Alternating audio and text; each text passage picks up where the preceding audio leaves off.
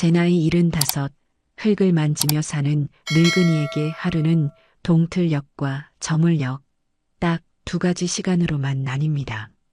꼭두 새벽에 닭 우는 소리가 들릴락 말락할 때 낡은 밀짚 모자를 눌러 쓰고 호미 하나 손에 쥐고 텃밭으로 향하는 것이 제 하루의 변치 않는 시작이지요. 제가 사는 이곳은 삐까번쩍한 고층 건물이 하늘을 찌르는 도시와는 한참 거리가 먼 한적한 시골 마을의 가장 끝자락에 자리 잡은 낡은 기와집이에요. 아들 재훈에도 이 동네에서 그리 멀지 않은 곳, 느긋하게 걸어도 10분이면 닿는 거리에 비슷한 단층 주택을 얻어 살고 있고요. 영감은 먼저 좋은 세상으로 떠나보내고 그 후로는 오직 하나뿐인 자식 새끼만 바라보며 살아왔는데 그 아들이 장가를 가서 제 둥지를 트니 이 넓은 집에는 저 혼자만 덩그러니 남게 되었답니다. 동네 사람들은 이따금씩 저를 보며 혼자 사는 노인네가 적적해서 어떡하냐고 걱정 섞인 질문을 건네곤 해요. 그럴 때마다 저는 손사래를 치며 웃어 보이죠. 저에게는 이 작은 텃밭이 있어 적적할 틈도 외로울 겨를도 없거든요. 고랑마다 오밀조밀 자리 잡은 상추와 쑥갓, 대를 세워 올린 고추와 오이. 이 푸른 것들이야말로 저에게는 세상 둘도 없는 자식이고 속 깊은 친구나 마찬가지랍니다. 목말라 할 때 물을 주면 주는 대로 생기를 뽐내며 쑥쑥 자라고 애정을 쏟으며 돌보면 쏟는 만큼 실하고 탐스러운 열매를 맺어주니 이 세상에 텃밭만큼 정직하고 기특한 녀석들이 또 있을까 싶어요. 특히나 오래 심은 상추는 제 정성을 알아주었는지 유독 잎이 연하고 아삭해서 그 맛이 일품이었어요. 갓 따낸 상추에 직접 담근 된장 한 숟갈 푹 떠서 쌈을 싸 먹으면 세상 어떤 진수성찬도 부럽지 않았죠. 혼자 먹기 아까워 동네 마실 갈 때마다 한 소쿠리씩 넉넉하게 따서 나눠주곤 했는데 그럴 때마다 이웃들은 경자씨네 상추는 무슨 설탕을 뿌렸나 봐. 왜 이렇게 달아? 하며 칭찬을 아끼지 않았습니다. 그런 말을 들을 때면 저는 마치 자식이 큰 상이라도 받아온 것처럼 어깨가 으쓱해지고 마음이 뿌듯해지곤 했답니다. 내 손으로 키운 것들이 누군가의 입을 즐겁게 하고 그 밥상에 작은 행복이 되어준다는 사실이 제게는 참으로 큰 보람이자 살아가는 낙이었지요.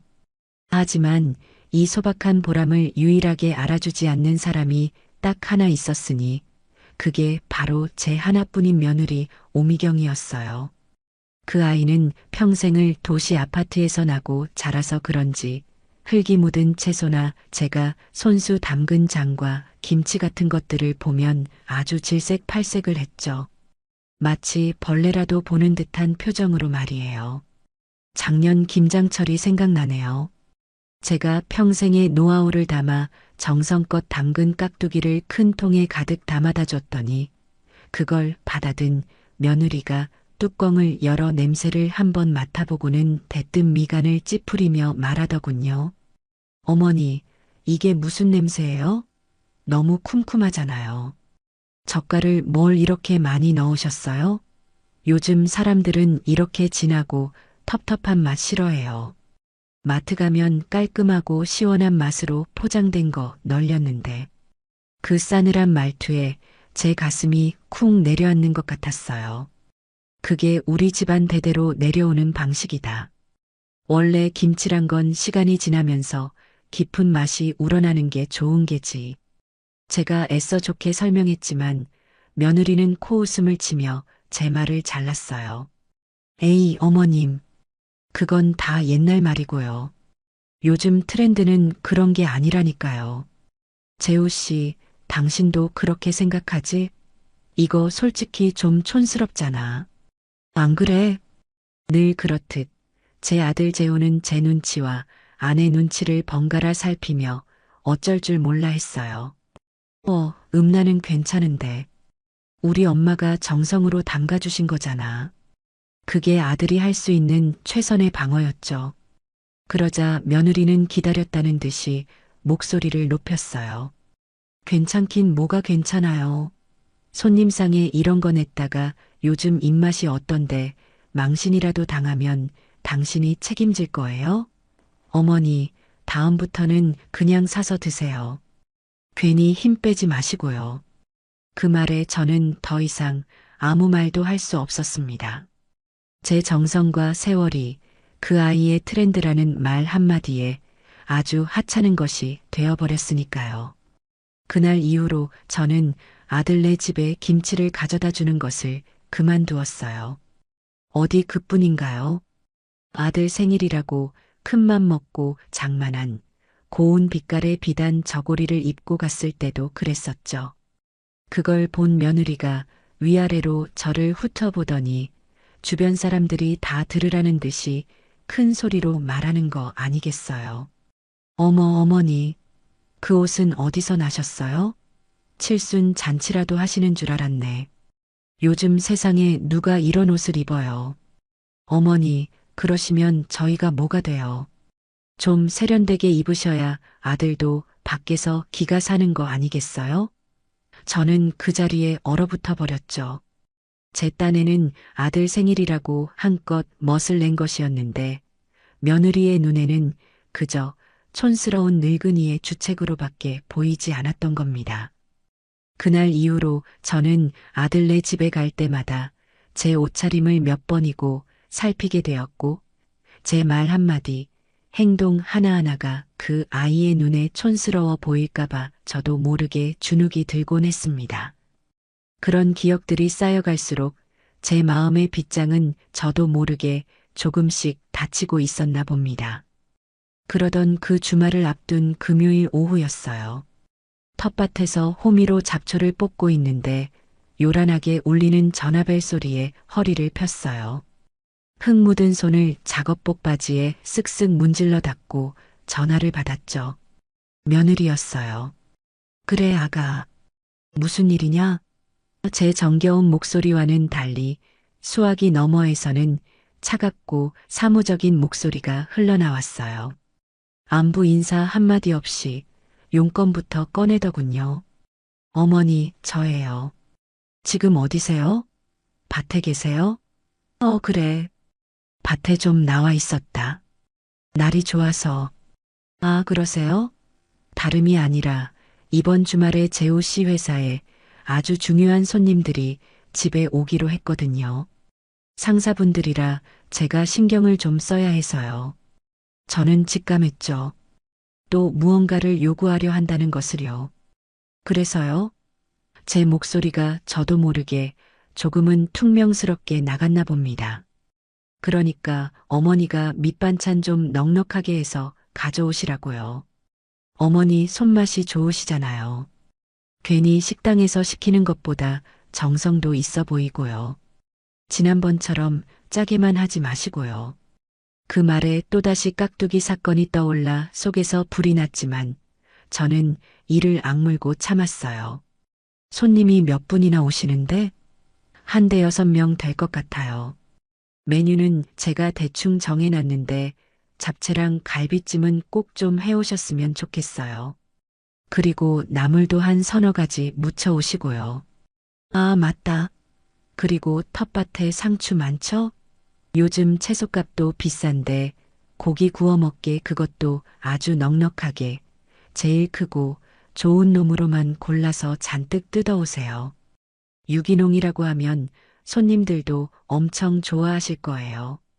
순간 제 안에서 무언가가 울컥하고 치밀어 오르는 것을 느꼈습니다. 며느리에게 저는 그저 필요할 때마다 음식을 주문하고 배달받는 돈 안 받는 식당 주인이나 다름없는 존재였던 겁니다. 그 아이의 말 속에는 시어머니에 대한 존중이나 고마움은 눈곱만큼도 찾아볼 수 없었어요. 오로지 자신의 필요와 체면만이 가득했죠. 네가 마트 가서 장 보고 직접 만들면 되지 않니? 라는 말이 목구멍까지 차올랐지만 저는 또다시 그 말을 삼켜야 했어요. 만약 제가 거절이라도 하면 분명 아들 재우에게 전화해서 당신 엄마 때문에 내 체면이 뭐가 되냐며 닥달할 것이 뻔했으니까요. 결국 모든 화는 제 아들에게 돌아갈 테고 저는 그걸 원치 않았어요. 알았다. 그렇게 준비해보마. 마지못해 대답하는 제 목소리는 힘없이 갈라져 나왔어요. 전화를 끊고 나서 저는 한참 동안 멍하니 허공을 바라보며 텃밭에 서 있었습니다. 제 발치에서 싱싱하게 자라고 있는 상추들을 보니 마치 아무것도 모르는 제 자식들 같아서 괜히 눈시울이 뜨거워졌어요. 그 아이에게 이 귀한 생명들은 그저 자신의 남편 체면을 세워줄 고깃쌈의 부속품 정도로밖에 보이지 않겠지요. 밤새 뒤척이느라 잠을 설쳤지만 주말 아침 저는 동이 트자마자 부엌에 섰어요. 아들의 체면이 걸린 손님상이라고 생각하니 아무리 며느리가 미워도 음식을 허투루 할 수는 없었지요. 가장 먼저 한 일은 갈비찜에 쓸 고기를 찬물에 담가 핏물을 빼는 것이었어요. 그 다음엔 잡채에 들어갈 시금치를 데치고 당근과 양파, 버섯을 정성껏 채 썰었죠. 지글지글 기름 두른 팬 위에서 채소가 익어가는 소리와 고소한 냄새가 부엌을 가득 채웠어요. 제 요리 솜씨가 대단하다고는 할 수 없지만 그래도 한평생 가족들의 밥상을 책임져 온 세월이 있으니 손은 기억하는 대로 척척 움직여 주었어요. 하지만 음식을 만들면서도 마음 한구석은 계속해서 천근만근 무거웠어요. 내가 지금 누구를 위해, 무엇을 위해 이 고생을 하고 있나 하는 허탈한 마음이 파도처럼 밀려왔다 사라지기를 반복했어요. 모든 음식을 마치고 마지막으로 상추를 따러 텃밭으로 나갔어요. 아침 이슬을 촉촉하게 머금어 파릇파릇한 기운이 넘실 때는 상추들이 저를 반겨주었어요. 그 모습에 제 무거웠던 마음도 잠시나마 위로를 받는 듯 했죠. 저는 그 중에서도 벌레 하나 먹지 않고 가장 실하고 부드러운 잎들로만 정성껏 골라 소쿠리에 담기 시작했습니다. 한 입 한 입 딸 때마다 맛있게 자라줘서 고맙다고 속으로 인사를 건넸어요. 유기농으로 애지중지 키운 탓에 잎사귀 뒷면에는 아주 작은 민달팽이 한 마리가 붙어 있더군요. 저는 그걸 보고 피식 웃음이 나왔어요.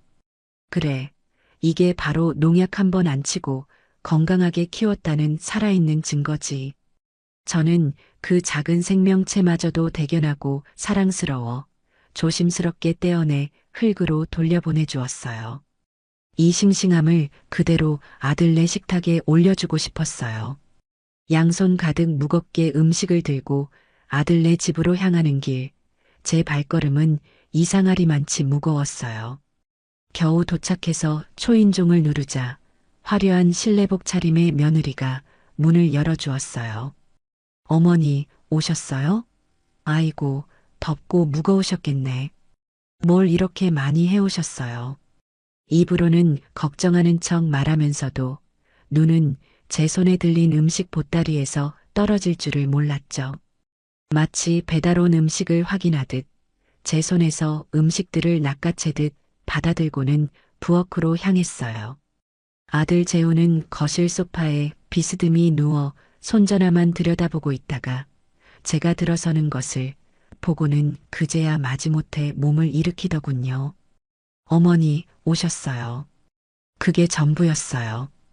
땀 흘리며 온 늙은 어미에게 물 한 잔 권하는 법이 없었죠. 제가 부엌으로 음식을 나르자 며느리는 자기가 주문한 음식들이 제대로 왔는지 확인하듯 반찬통 뚜껑을 하나씩 열어보았어요. 갈비찜, 잡채, 나물 3가지 네, 됐네요.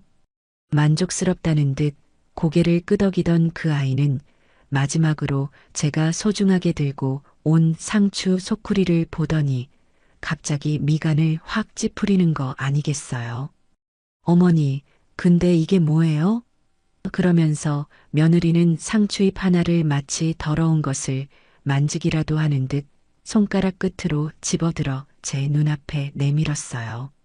자세히 보니 제가 미처 발견하지 못한 아주 작은 진딧물 한 마리가 잎사귀에 붙어 있었어요.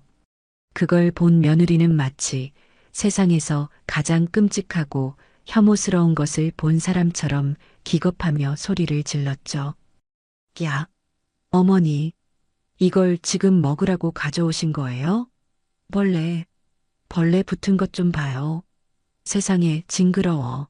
손님들 오시는데 이런 걸 내놓으라고요? 저는 너무나 어이가 없어서 순간 말이 나오지 않았습니다.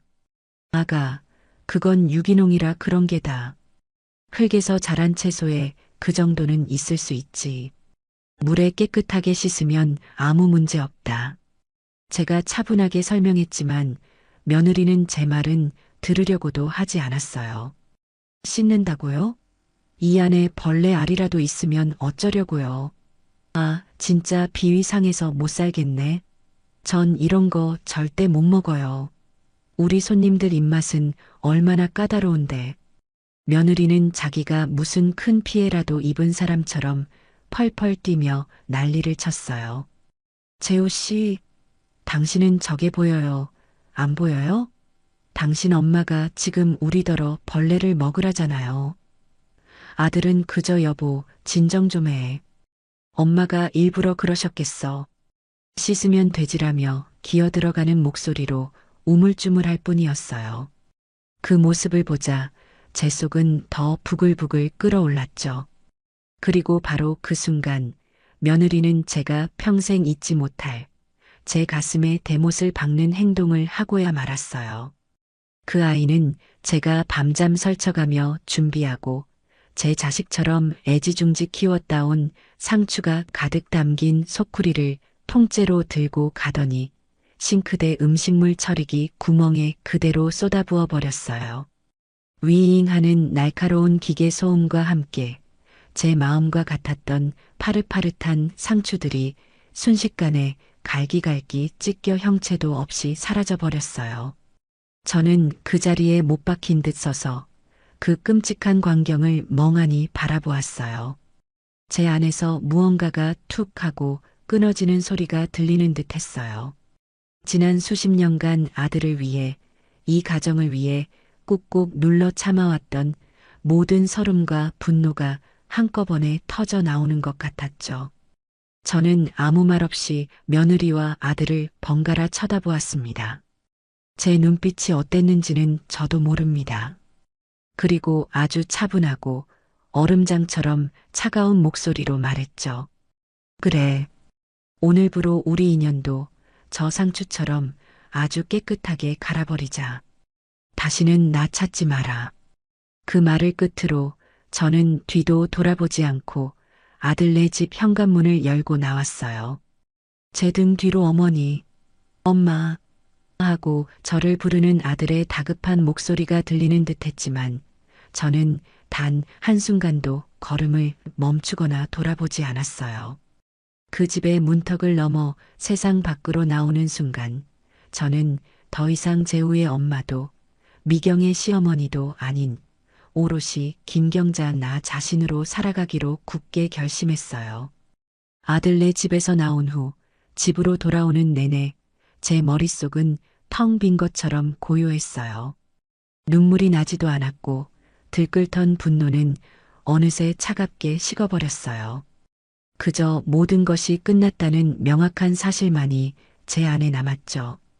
낡은 대문을 열고 집에 들어서자마자 제 낡은 손전화가 미친 듯이 울리기 시작했어요.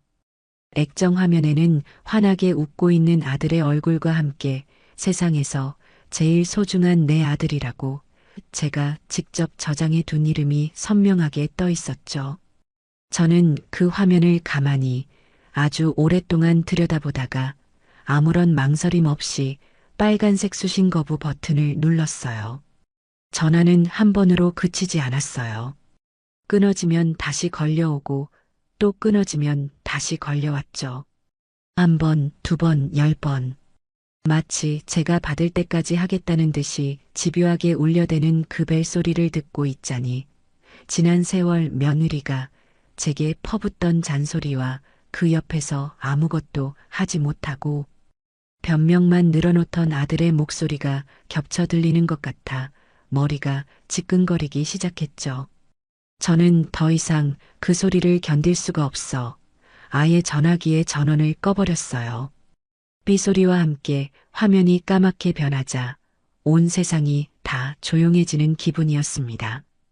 다음 날 아침 저는 평소보다 훨씬 이른 시간에 눈을 떴어요.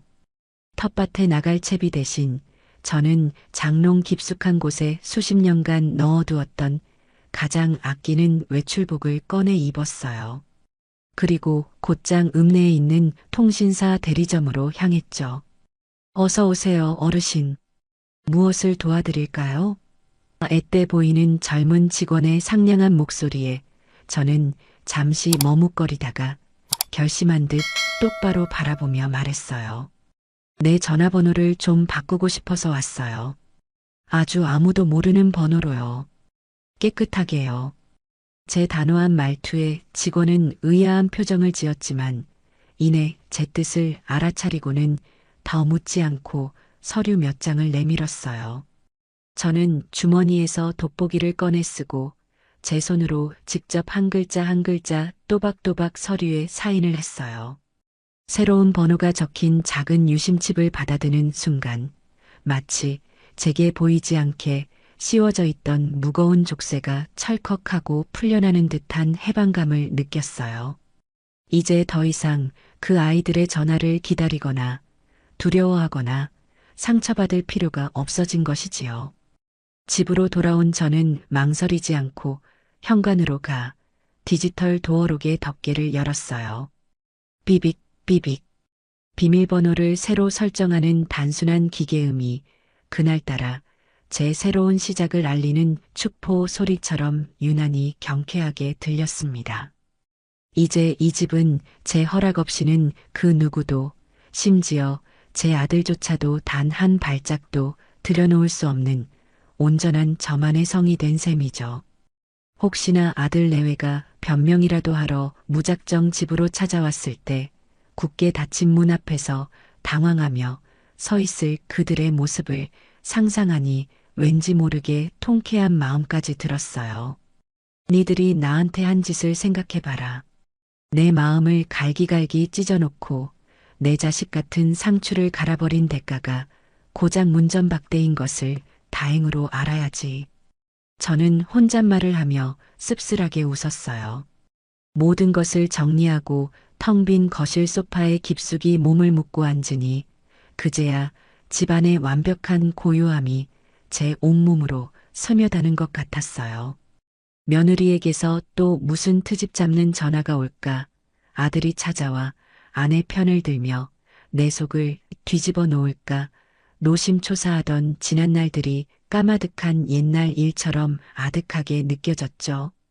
사람들은 자식과의 연을 끊는다는 것을 아주 비정하고 끔찍한 일이라고 손가락질할지도 모릅니다. 하지만 제게는 그 단절이 슬픔이나 아픔이 아닌 비로소 되찾은 평온과 해방감으로 다가왔어요. 수십 년간 제 어깨를 짓누르던 엄마와 시어머니라는 이름의 무거운 짐을 드디어 내려놓은 기분이랄까요. 저는 천천히 부엌으로 가 저 혼자만을 위한 저녁을 차렸어요.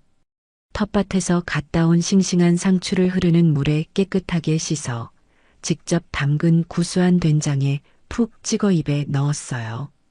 아삭아삭 씹히는 상추의 단맛이 그날따라 유독 더 달고 시원하게 느껴졌습니다. 그래, 정말 잘했다, 김경자. 이제부터는 오롯이 너 자신을 위해 사는 거야. 누구의 엄마도 누구의 시어머니도 아닌 그냥 너로. 너를 가장 아끼고 사랑하면서. 그렇게 며칠이 지나자 제 삶은 놀라울 정도로 평온하고 단조로워졌어요.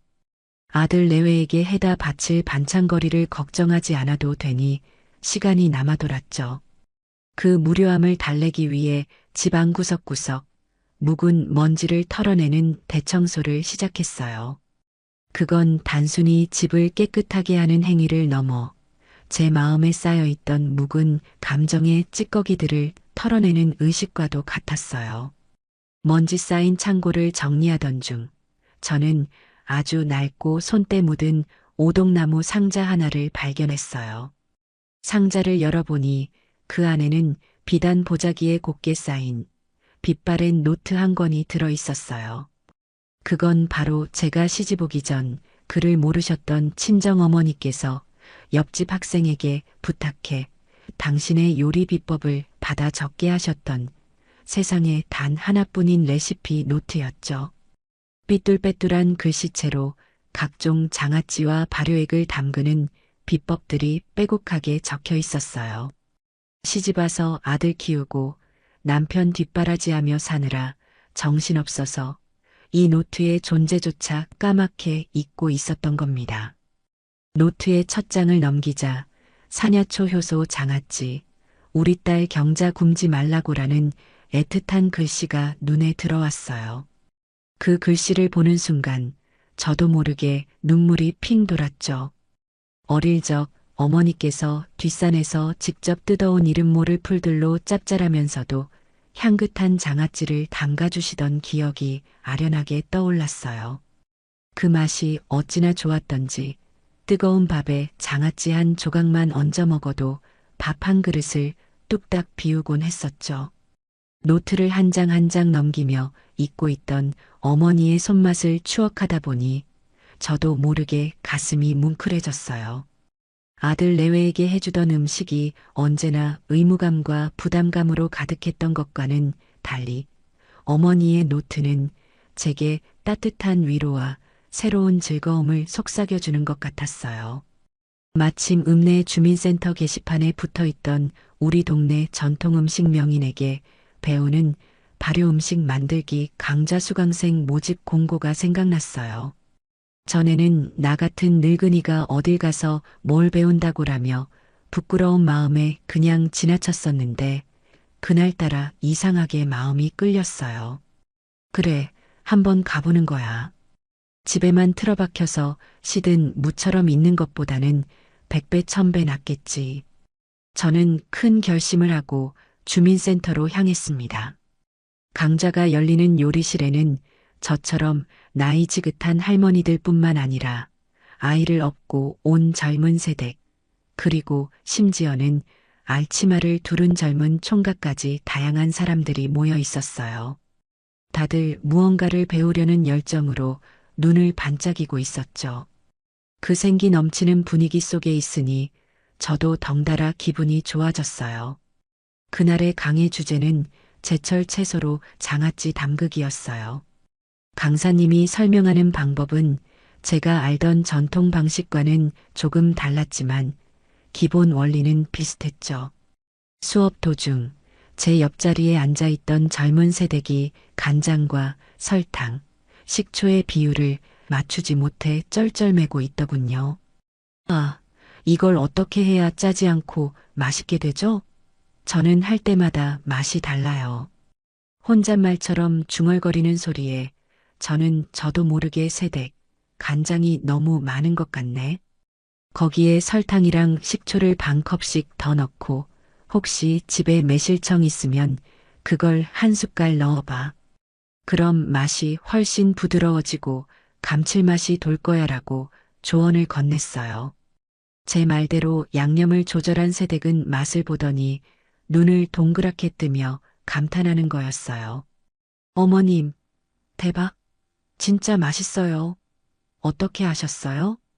혹시 식당 하셨어요? 정말 최고예요. 그 진심 어린 칭찬 한마디에 제 어깨가 으쓱해지고 얼굴에는 저도 모르게 환한 미소가 피어났어요. 누군가에게 제 작은 지식을 나눠주고 그 사람이 기뻐하는 모습을 보니 잊고 있던 보람과 즐거움이 마음속 깊은 곳에서부터 샘솟는 기분이었죠. 그날 집으로 돌아온 저는 곧장 창고에서 어머니의 낡은 노트를 다시 꺼내 들었어요. 그리고 결심했어요. 그래, 나도 다시 한번 제대로 담가보는 거야. 돈 받고 파는 것보다 더 맛있게 내 모든 정성을 담아서 어머니의 그 맛을 내 손으로 완벽하게 재현해 보는 거지. 저는 다음날 새벽같이 일어나 뒷산으로 올라갔어요. 어릴 적 어머니를 따라다니며 눈에 익혀두었던 쌉싸름한 맛의 사냐초들을 직접 뜯었죠. 흙냄새와 풀냄새가 뒤섞인 상쾌한 공기를 폐부 깊숙이 들이마시니 막혔던 속이 뻥 뚫리는 기분이었어요. 집에 돌아와 노트를 펼쳐놓고 한 단계 한 단계 정성을 다해 장아찌를 담갔습니다. 간장을 황금 비율로 끓이고 알맞게 식히고 정갈하게 다듬은 재료 위에 붓는 모든 과정이 신기하게도 전혀 힘들거나 귀찮지 않았어요. 오히려 어린 시절로 돌아간 듯 설레는 마음으로 가득했죠. 그렇게 꼬박 며칠간의 숙성 시간을 거쳐 마침내 제 인생의 새로운 첫 작품, 사냐초 효소 장아찌가 완성되었어요. 떨리는 마음으로 잘 숙성된 장아찌 한 조각을 맛보는 순간 저는 깜짝 놀랐어요. 제 기억 속에 아련하게 남아있던 바로 그 맛, 따뜻하고 깊었던 어머니의 손맛이 제 입안에서 고스란히 되살아났기 때문입니다. 그건 단순한 음식의 맛이 아니었어요. 제 안에 잠들어 있던 자신감과 삶의 기쁨을 일깨워주는 희망의 맛이었어요. 제가 담근 사냐초 장아찌는 성공적이었어요. 며칠을 더 숙성시키니 맛이 한층 더 깊어졌지요. 제 입에만 맛있는 것이 아닐까 싶어 주민센터 강좌에서 만난 이웃들에게 맛을 보여주기로 마음먹었어요. 작은 반찬통 여러 개의 장아찌를 정갈하게 나눠 담아 다음 수업이 있는 날 가져갔어요. 다들 이것 좀 맛봐요. 내가 옛날 방식 그대로 한번 담가봤어. 제 말에 다들 호기심 가득한 얼굴로 젓가락을 들더군요. 장아찌 한 조각을 입에 넣은 사람들 입에서 동시에 감탄사가 터져나왔어요. 어머, 경자씨. 이게 정말 직접 담근 거라고? 세상에 파는 것보다 100배는 맛있네. 그러게 말이야. 짜지도 않고 어쩜 이렇게 향이 좋아? 입안에 향긋한 풀내음이 가득 퍼지는 것 같아. 비법이 뭐야, 비법이? 우리한테도 좀 가르쳐줘요. 쏟아지는 칭찬에 제 얼굴이 홍당무처럼 빨개졌어요. 수십 년 만에 받아보는 진심이 담긴 칭찬에 쑥스러우면서도 가슴 벅찬 기쁨이 밀려왔죠. 그저 잊고 있던 어머니의 손맛을 재현해보고 싶었을 뿐인데 이렇게나 많은 사람들이 좋아해 주다니. 아들 내외에게 구박만 받던 제 손맛이 이곳에서는 귀한 대접을 받고 있었던 겁니다. 그날 이후 저는 신이 나서 몇 통의 장아찌를 더 담갔습니다. 그리고 제게 칭찬을 아끼지 않았던 이웃들에게 한 통씩 선물로 나누어 주었죠. 한편 그 시각 아들 재훈의 집은 저와는 전혀 다른 세상이었어요. 제 연락이 완전히 끊기자 그들은 서서히 불안의 늪으로 빠져들고 있었어요. 처음 며칠 동안 며느리 미경이는 대수롭지 않게 생각했다고 합니다. 삐치셔봤자 얼마나 가겠어요. 평생 아들 하나만 보고 사신 분인데 돈 떨어지고 몸 아프면 결국 재우 씨한테 먼저 연락하시게 되어 있어요. 그때까진 우리도 그냥 모른 척해요. 그렇게 큰 소리를 치며 남편을 안심시켰지만 그 여인은 그리 오래가지 못했어요. 문제는 돈이었어요. 사실 아들 내외는 최근에 무리해서 사업을 하나 벌였는데 생각보다 자금이 많이 들어가 은행에서 큰 돈을 대출받아야만 하는 상황이었죠. 하지만 그들의 신용만으로는 한도가 턱없이 부족했어요. 그래서 그들이 생각해낸 방법이 바로 제가 살고 있는 이 집을 담보로 제공하는 것이었어요. 어머니 집은 대출도 하나 없고 깨끗하잖아요. 잠깐만 담보로 쓰고 사업만 잘 되면 금방 빼드릴 수 있어요. 어머니한테는 매달 용돈도 두둑하게 드릴게요. 응? 며느리는 제게 그런 제안을 할 계획을 세우고 있었던 겁니다. 제가 상추를 들고 아들네 집에 갔던 그날, 사실 그들은 손님 접대가 끝나면 그 이야기를 꺼낼 참이었다고 해요. 하지만 일이 이렇게 틀어져 버린 거죠.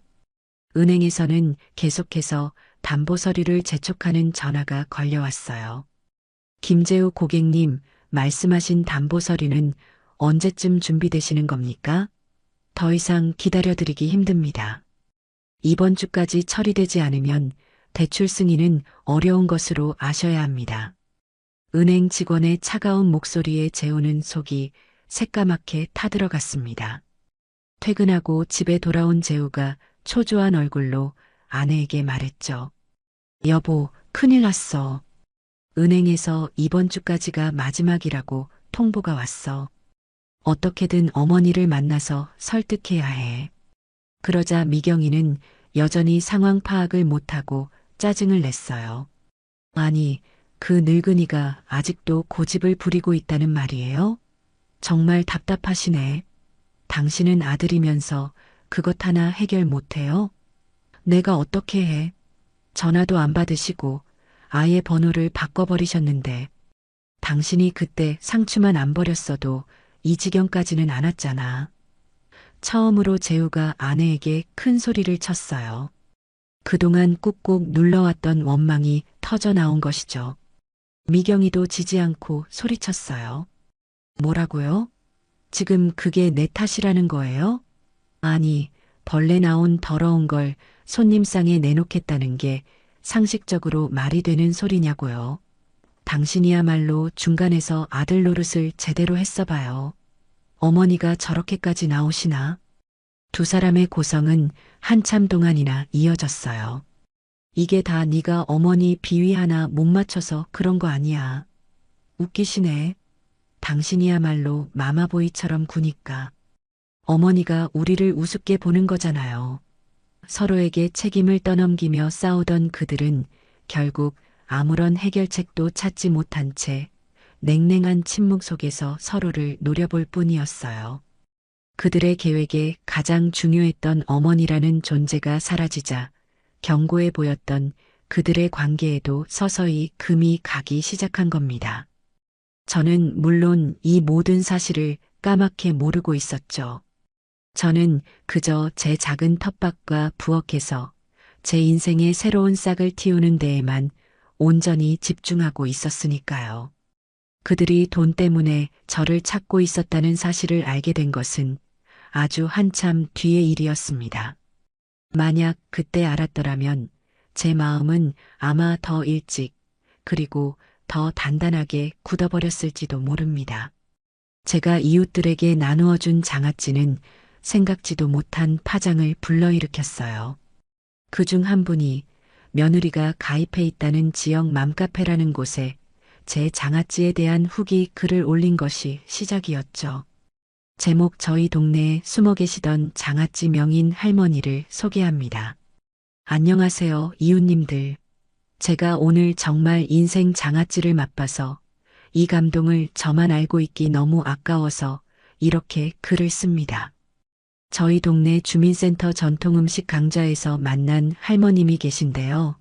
취미로 담갔다며 장아찌를 한 통 주셨는데 와 정말 눈이 번쩍 뜨이는 맛이에요. 짜지도 달지도 않으면서 입안에 남는 그 향긋함과 깊은 맛이 정말 일품입니다. 비법을 여쭤보니 할머님, 어머님 때부터 내려오는 전통 방식 그대로 뒷산에서 직접 채취한 산야초로 담그신 거라고 하더라고요. 요즘 공장에서 찍어내는 그런 장아찌랑은 차원이 달라요. 혹시 저처럼 맛있는 밑반찬에 목마르셨던 분들, 이 할머님 손맛 한번 보셔야 합니다. 강추. 저는 컴퓨터는커녕 손전화 문자도 겨우 보내는 사람이라 그런 글이 올라온 줄은 꿈에도 모르고 있었죠. 그런데 그 글이 올라간 지 하루 만에 맘카페는 그야말로 난리가 났다고 합니다. 댓글이 수백 개가 달리고 쪽지가 빗발쳤어요. 어딘가요? 저도 사고 싶어요. 공동구매 추진해 주세요. 제발요. 저희 아이가 입이 짧은데 이 장아찌라면 밥 2그릇 먹을 것 같아요.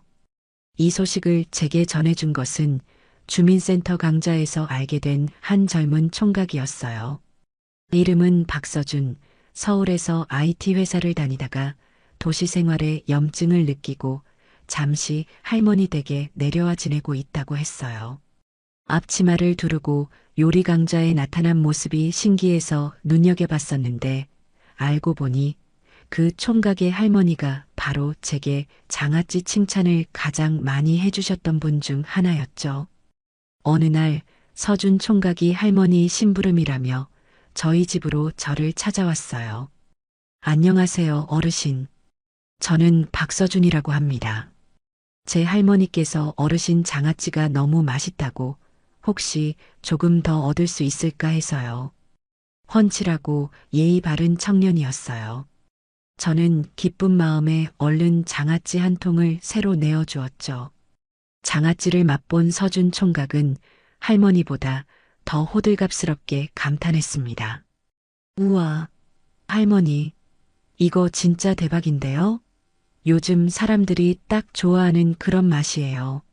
건강하면서도 깊은 맛. 할머니, 혹시 이거 팔아보실 생각은 없으세요? 팔다니? 내가 무슨 장사꾼도 아니고. 그냥 이웃들하고 나누어 먹는 재미로 하는 게지. 제가 손사래를 치자 서준 총각은 자신의 손전화를 꺼내 제게 무언가를 보여주었어요. 바로 그 맘카페에 올라온 글과 수많은 댓글들이었어요. 할머니, 이것 좀 보세요. 지금 이 동네 엄마들이 할머니 장아찌 때문에 난리가 났어요. 다들 돈 주고서라도 사 먹고 싶다고 아우성이에요. 저는 제 눈을 의심했어요. 생전 처음 보는 사람들이 제 손맛을 칭찬하고 제 음식을 간절히 원하고 있었어요. 가슴이 쿵쾅거렸죠. 할머니, 제가 도와드릴게요. 이건 그냥 썩히기엔 너무 아까운 재능이에요. 제가 요즘 귀농을 준비하면서 온라인으로 농산물 판매하는 걸 공부하고 있거든요. 할머니는 그냥 장아찌만 맛있게 담가주세요. 나머지는 제가 다 알아서 해볼게요. 처음에는 망설였어요. 이 나이에 무슨 새로운 도전을 하며 무슨 부귀영화를 누리겠다고. 하지만 서준 총각의 반짝이는 눈과 진심 어린 설득에 제 마음도 조금씩 움직이기 시작했어요. 무엇보다 제 재능을 알아주고 가치를 인정해주는 사람이 있다는 사실이 제게 큰 용기를 주었죠. 그래, 한번 해보는 거야. 아들 내외에게 짓밟혔던 내 자존심을 내 손으로 다시 일으켜 세워보는 거야. 그날 이후 서준 총각은 거의 매일같이 저희 집으로 출근 도장을 찍었어요. 그는 제게 온라인 스토어라는 개념부터 차근차근 설명해 주었고 경자 할머니의 텃밭이라는 정겨운 상호명도 지어주었어요. 함께 읍내 시장을 돌아다니며 장아찌를 담을 예쁜 유리병을 고르고 제가 직접 쓴 삐뚤빼뚤한 글씨체로 소박한 상표도 만들었죠. 서준 총각은 제 작업 과정 하나하나를 사진으로 찍어 상세한 설명과 함께 인터넷에 올렸습니다. 농약 한번 치지 않은 텃밭의 모습, 뒷산에서 직접 사냐초를 채취하는 제 모습, 전통 가마솥에 간장을 다리는 모습까지 저의 정성과 진심이 담긴 이야기는 사람들의 마음을 움직였어요. 드디어 첫 판매를 시작하는 날, 저희는 조심스럽게 준비한 장아찌 100병을 온라인 스토어에 올렸어요. 할머니, 과연 팔릴까요? 서준 총각의 걱정스러운 물음에 저는 하늘에 맡겨야지라며 애써 태어난 척했지만 사실은 심장이 터질 것처럼 떨렸어요. 그런데 믿을 수 없는 일이 벌어졌어요. 판매를 시작한다는 글을 올린 지 단 10분 만에 준비했던 100병이 전부 순식간에 팔려나간 것이었어요. 품절이라는 글자를 확인한 서준 총각은 어린아이처럼 소리를 지르며 저를 껴안았고 저는 그 자리에 주저앉아 그만 눈물을 쏟고 말았어요. 그건 슬픔의 눈물이 아니었어요. 제 인생의 후반전이 아주 멋지게 시작되었음을 알리는 기쁨의 눈물이었어요. 은행에서 제시한 마지막 날이 코앞으로 다가오자 아들 재우와 며느리 미경이는 그야말로 패닉 상태에 빠졌어요. 어떻게든 저를 찾아내 집 담보 서류에 도장을 받아내야만 했죠. 전화도 안 되고 사는 곳을 아는 사람도 없으니 그들이 할 수 있는 마지막 선택은 무작정 집으로 찾아오는 것뿐이었어요.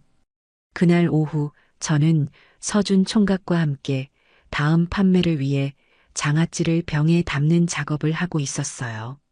한참 일에 몰두하고 있는데 갑자기 현관 인터폰이 요란하게 울렸어요. 누구세요? 서준 총각이 인터폰을 향해 묻자 화면에는 잔뜩 굳은 얼굴의 재우와 미경이가 서 있었어요. 저는 순간 숨을 멈췄습니다. 심장이 철렁 내려앉는 기분이었죠. 하지만 이내 마음을 다잡았어요. 올 것이 왔구나. 피하지 말자. 서준 총각이 제 눈치를 살피며 물었어요. 할머니, 아드님이신 것 같은데 문 열어드릴까요? 저는 고개를 가로저었어요. 아니, 그냥 둬라. 내가 만나고 싶지 않은 사람들이야. 밖에서는 며느리의 날카로운 목소리가 들려왔어요.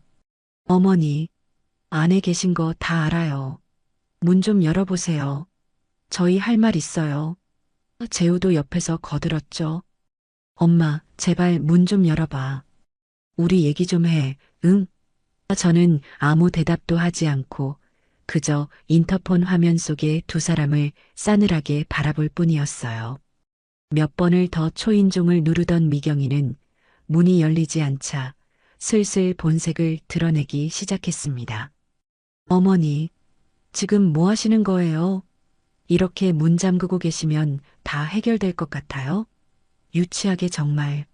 문 여시라고요. 고래고래 소리를 지르며 현관문을 발로 쿵쿵 차기 시작했어요. 저는 인터폰 너머로 조용히 말했어요. 돌아가라. 나는 너희와 더 이상 할 이야기 없다. 제 목소리를 들은 미경이는 더욱더 길길이 날뛰었어요. 뭐라고요? 할 말이 없다고요? 어머니, 저희가 지금 얼마나 급한지 아세요? 어머니 때문에 우리 사업이 다 망하게 생겼다고요. 어머니 집 그거 잠깐만 담보로 쓰겠다는데. 그게 그렇게 어려우세요? 평생 아들 위해서 사셨다면서 아들 앞길이 걸린 일인데 이렇게 모른 척 하실 수 있냐고요. 그제야 저는 그들이 저를 찾아온 진짜 이유를 알게 되었어요. 돈 때문이었어요. 제 안이나 건강이 걱정돼서 온 것이 아니라 제 집을 담보로 자신들의 욕심을 채우기 위해 찾아온 것이었죠. 마지막 남았던 일말의 기대마저 산산조각 나는 순간이었어요. 내 집은 내 것이다. 니들 사업 자금 대주려고 내가 평생 일해서 마련한 집이 아니야. 당장 내 집 앞에서 사라지지 않으면 경찰을 부르겠다. 저의 단호한 말에 재호는 안절부절 못하며 아내의 팔을 잡아 끌었지만 미경이는 막무가내였어요. 경찰이요? 부르세요. 어디 한번 불러보시라고요. 늙은 부모 내팽개치고 재산만 탐내는 자식이라고 동네방네 소문이라도 내시게요? 누가 손해일 것 같아요? 그때였어요. 그들의 소란이 계속되자 옆집에 사는 할머니가 무슨 일이냐며 밖으로 나왔어요. 아니, 웬 소란이야? 댁들은 누군데 남의 집 앞에서 이렇게 시끄럽게 굴어? 옆집 할머니는 제가 아들 내외와 연을 끊었다는 사실을 어렴풋이 알고 계신 분이었죠. 미경이는 이웃이 나타나자 잠시 당황하는 듯 했지만 이내 뻔뻔하게 거짓말을 늘어놓기 시작했어요. 어르신, 저희가 이 집 아들 내외인데요. 어머니께서 갑자기 치매 증상이 오셨는지 저희를 못 알아보시고 문을 안 열어주셔서요. 걱정이 돼서 그럽니다. 그 말에 옆집 할머니는 기가 막히다는 표정을 지었습니다. 뭐, 치매? 경자 씨가 얼마나 정신이 맑은 사람인데 오늘 아침에도 나랑 밭에서 같이 김맸어. 어디서 새빨간 거짓말이야. 당신들이 와서 행패 부리는 거 아니고. 바로 그때 누군가 신고를 했는지 동네를 순찰하던 경찰차가 저희 집 앞에 멈춰 섰어요. 차에서 내린 두 명의 젊은 경찰관이 그들에게 다가가 물었죠. 무슨 일입니까? 여기서 소란을 피운다는 신고가 들어왔어요. 경찰이 나타나자 미경이의 얼굴은 새하얗게 질렸어요. 재우는 아예 고개를 푹 숙여버렸고요. 결국 그들은 경찰에게 신분증을 제시하고 한참 동안이나 자초지종을 설명해야 했어요. 이웃들은 하나둘씩 집 밖으로 나와 그 광경을 구경하며 수군거렸죠. 아이고, 쯧쯧. 경자씨가 저것들 때문에 속 꽤나 썩었겠네. 멀쩡하게 생겨서는 늙은 어미집 뺏으러 온 건가 봐. 아들 내외는 온 동네 사람들의 구경거리가 되어 제대로 망신을 당하고 결국 경찰의 제지를 받으며 쫓겨나듯 제 집 앞을 떠나야 했어요. 저는 인터폰 화면으로 그들의 초라한 뒷모습이 완전히 사라질 때까지 말없이 지켜보았어요. 그리고 결심했어요. 다시는 그 어떤 동정심이나 미련 때문에 흔들리지 않겠다고. 내 인생에서 그들을 완벽하게 도려내겠다고 말입니다. 그날의 소동이 있고 난 후 저는 며칠 동안 마음이 복잡했어요. 비록 제 손으로 인연을 끊어냈다고는 하지만 제 배 아파 낳은 자식과 그 아내가 경찰에게 쫓겨나는 모습을 본 것이 편치만은 않았죠. 제가 너무 모질게 구는 것은 아닐까 하는 생각도 잠시 들었어요. 그런 제 마음을 알아차린 것은 서준 총각이었어요. 할머니, 너무 마음 쓰지 마세요. 할머니는 잘못한 거 하나도 없으세요. 오히려 그런 사람들로부터 할머니 자신을 지키신 거예요. 정말 잘하신 일이에요. 그 따뜻한 위로에 저는 다시금 마음을 다잡을 수 있었어요. 할머니, 제가 곰곰이 생각해 봤는데요. 이제 우리 경자 할머니의 텃밭을 한 단계 더 발전시켜야 할 때가 온 것 같아요. 서준 총각이 반짝이는 눈으로 말했어요. 발전이라니? 사람들이 할머니의 장아찌 맛만 보는 게 아니라 할머니의 이야기도 직접 보고 듣게 하는 거예요. 할머니가 얼마나 정성스럽게 텃밭을 가꾸고 어떤 마음으로 음식을 만드시는지 영상으로 찍어서 사람들에게 보여주는 거죠. 유튜브라고 들어보셨어요? 처음 듣는 생소한 단어였지만 서준 총각의 설명을 듣고 나니 대충 어떤 것인지 감이 왔어요. 늙은 내 얼굴을 온 세상 사람들에게 다 보여준다는 것이 처음에는 쑥스럽고 부끄러웠지만 서준 총각은 끈질기게 저를 설득했습니다. 할머니, 사람들은 이제 그냥 물건만 사지 않아요. 그 물건에 담긴 이야기와 진정성을 사요. 할머니의 삶 자체가 바로 우리 브랜드의 가장 강력한 이야기가 될 거예요. 그 말에 저는 또다시 용기를 내기로 했어요. 서준 총각은 작은 카메라 하나를 들고 저를 따라다니기 시작했어요. 제가 이슬을 맞으며 밭에 나가 상추를 따는 모습, 가마솥 앞에서 땀 흘리며 간장을 다리는 모습, 가리고 장아찌를 담그며 구성진 노랫가락을 흥얼거리는 모습까지 제 소박한 일상의 모든 순간이 카메라에 담겼어요. 처음에는 어색해서 말도 제대로 못하고 삐걱거렸지만 며칠이 지나자 저도 모르게 카메라를 의식하지 않고 평소의 제 모습을 보여주게 되었죠. 서준 총각은 거기에 예쁜 배경음악과 자막을 넣어 10분짜리 영상 하나를 뚝딱 만들어냈어요. 첫 영상이 경자 할머니의 텃밭이라는 이름의 유튜브 채널에 올라가자 반응은 그야말로 폭발적이었어요. 할머니 너무 고우세요. 장인 정신이 느껴집니다. 음식에 대한 할머니의 철학에 감동받았어요. 우리 할머니 생각이 나서 눈물이 났어요. 앞으로 모든 영상 다 챙겨볼게요. 영상은 맘카페와 각종 온라인 커뮤니티로 퍼져나가며 하루 만에 조회수 10만을 훌쩍 넘겼고 저희 온라인 스토어는 밀려드는 주문에 서버가 마비될 지경에 이르렀어요. 저는 하루아침에 장아찌 할머니로 불리며 온라인상의 유명 인사가 된 것이었죠. 유명세는 생각지도 못한 기회를 가져다 주었어요. 어느 날 국내에서 가장 큰 홈쇼핑 채널의 MD라는 사람이 헐레벌떡 저희 집까지 직접 찾아온 것이었어요. 어르신, 유튜브 영상 보고 정말 큰 감명을 받았어요. 저희 채널에서 어르신의 장아찌를 판매하고 싶어요. 어르신께서 직접 출연하셔서 장아찌에 대한 이야기를 들려주시면 아마 방송 시작과 동시에 매진될 겁니다. 처음에는 말도 안 되는 소리라고 생각해서 손사래를 치며 거절했어요. 내가 어떻게 그런 무서운 곳에 나가서 장사를 한단 말인가. 하지만 MD는 포기하지 않았습니다. 어르신, 이건 단순한 장사가 아닙니다. 어르신의 인생과 철학을 더 많은 사람과 나누는 일입니다. 저희가 최고의 조건으로 모든 것을 지원해 드리겠어요. 곁에 있던 서준 총각도 제 등을 떠밀었죠. 할머니, 이건 정말 엄청난 기회예요. 우리가 더 크게 성장할 수 있는 발판이 될 거예요. 며칠 밤낮을 고민한 끝에 저는 도전을 결심했어요. 그래, 까짓것 한번 해보는 거야. 내 인생에 이런 기회가 또 언제 오겠어. 홈쇼핑 방송 날짜가 잡히자 주문량을 맞추기 위해 눈코 뜰 새 없이 바빠졌어요.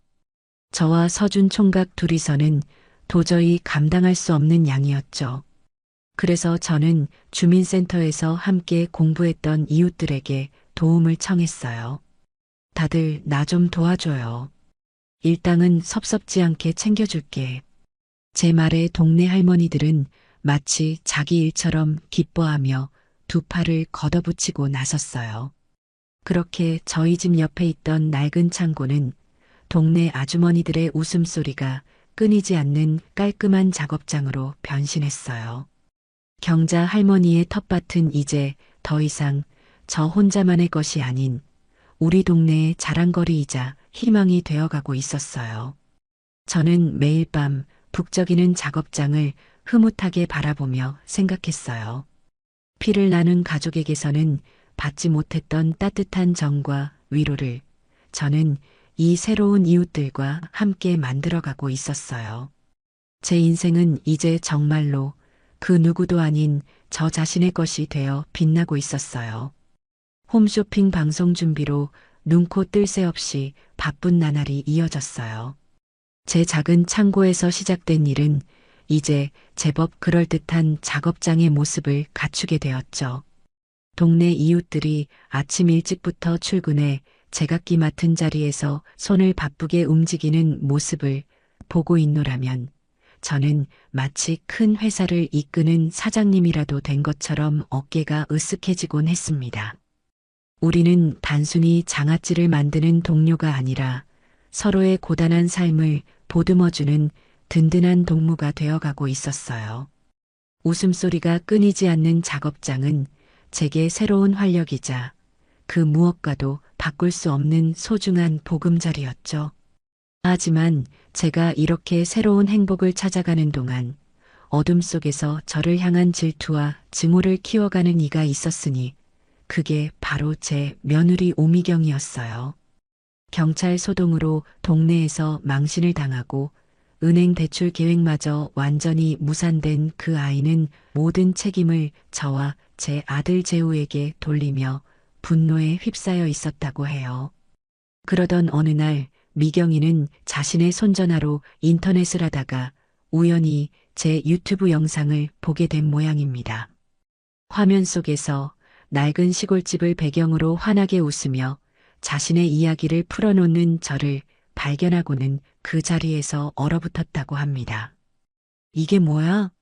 말도 안 돼.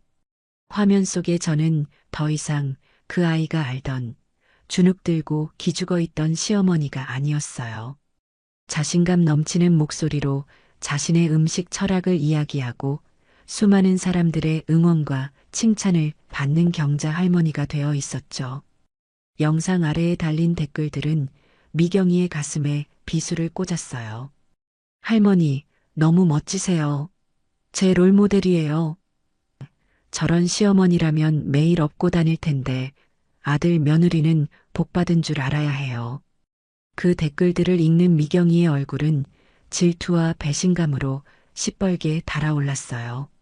나 없이 저렇게 행복하다고?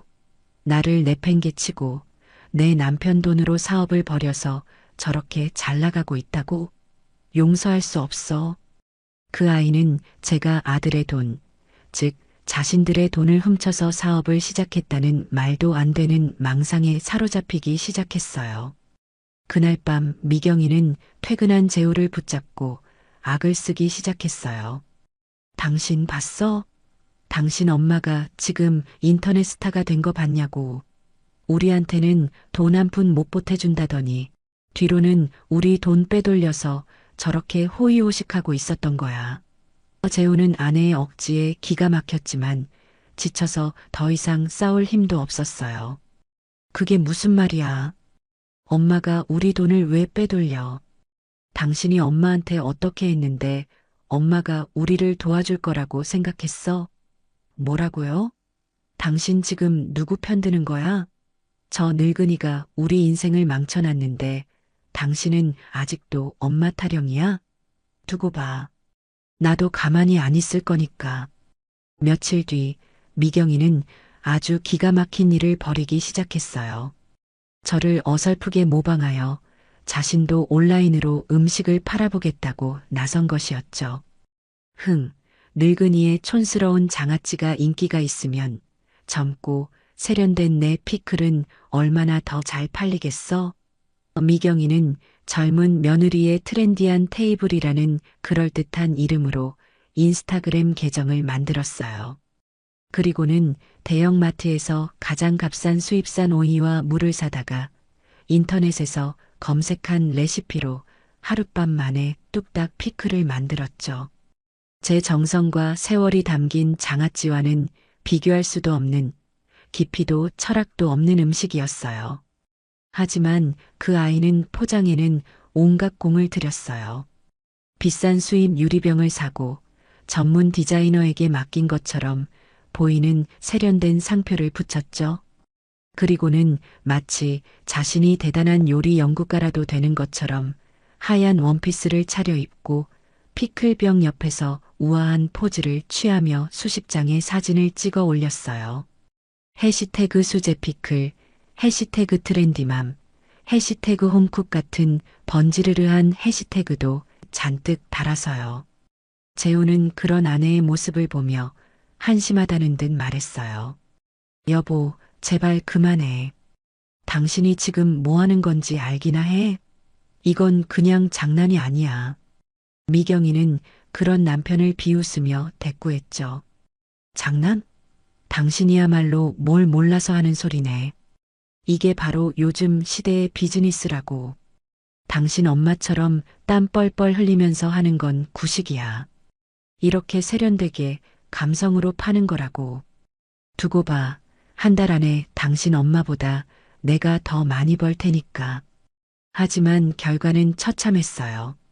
몇몇 사람들이 그럴듯한 사진에 속아 주문을 하긴 했지만 맛을 본 후에는 하나같이 혹평을 쏟아냈어요. 이게 무슨 수제 피클이에요?